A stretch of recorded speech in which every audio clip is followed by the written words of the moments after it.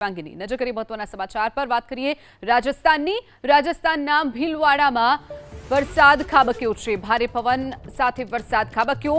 વાવાઝોડાથી ભીલવાડામાં toll પ્લાઝાનું shade ઉડતા દોડધામ મચી ગઈ। ટોલ પ્લાઝાનું શેડ ઉડતા એક મહિલાને ઈજાઓ પહોંચી છે। જે દ્રશ્યો આપ જોઈ રહ્યા છો રાજસ્થાનના આ દ્રશ્યો છે।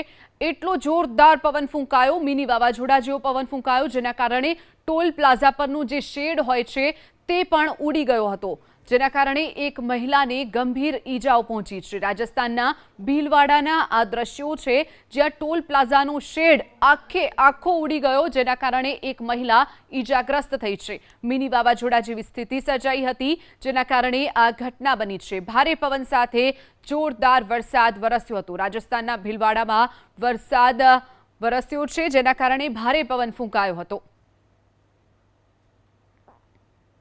તો બીજી તરફ આ સમગ્ર ઘટના